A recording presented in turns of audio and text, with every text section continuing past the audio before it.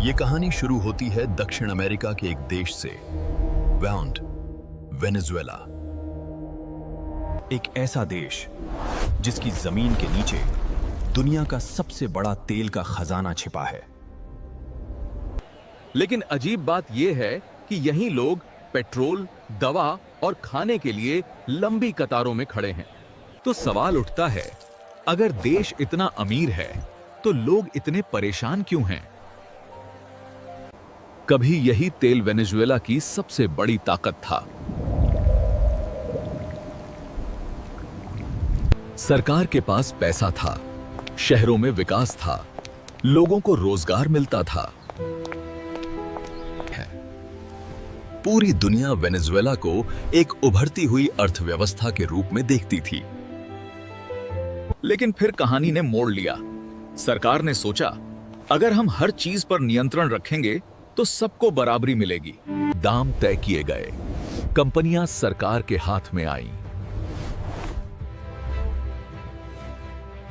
इरादे अच्छे थे, लेकिन नतीजे अलग निकले। उत्पादन घट गया, कारखाने बंद होने लगे और पैसा धीरे धीरे अपनी कीमत खोने लगा। बाजारों में सामान कम होने लगा, महंगाई बढ़ती गई। इन लोगों को यह समझ नहीं आ रहा था कि गलती किसकी है। इसी बीच हजारों किलोमीटर दूर एक ताकतवर देश ये सब देख रहा था, अमेरिका।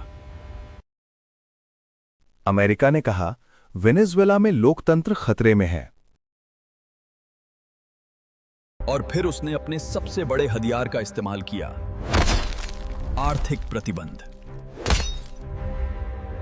तेल बेचना मुश्किल हो गया, बैंकिंग सिस्टम रुक गया, विदेशी पैसा आना बंद हो गया। अमेरिका ने कहा, यह सब हम जनता की भलाई के लिए कर रहे हैं। अब कहानी दो हिस्सों में बंट गई। एक तरफ लोकतंत्र और मानवाधिकार की बात, दूसरी तरफ संप्रभुता और आजादी की लड़ाई। धीरे धीरे दूसरे देश भी इस कहानी में शामिल हो गए। रूस और चीन वेनेजुएला के साथ खड़े नजर आए, अमेरिका और उसके सहयोगी दूसरी ओर। दुनिया एक शतरंज की तरह बट गई, जहां चालें की बड़ी ताकतें चल रही थीं। लेकिन इस पूरी शतरंज में जो मोहरे बने वो थे आम लोग। न उन्हें राजनीति समझ आती थी, न तेल की कीमत। उन्हें सिर्फ एक बेहतर जिंदगी चाहिए थी। अब सवाल ये नहीं है कि अमेरिका सही है या वेनेजुएला। और क्या राजनीति में इंसान की कीमत इतनी कम हो जाती है? आज भी वेनेजुएला तेल की जमीन पर खड़ा है, लेकिन मुश्किलों के बोझ के नीचे दबा हुआ। यह कहानी अभी खत्म नहीं हुई है, क्योंकि जब तक तेल से ज्यादा अहम इंसान नहीं बनेगा, तब तक ऐसी कहानियां दुनिया में दोहराई जाती रहेंगी। यह कहानी सिर्फ एक देश की नहीं है। यह कहानी है ताकत और इंसान के बीच की लड़ाई की।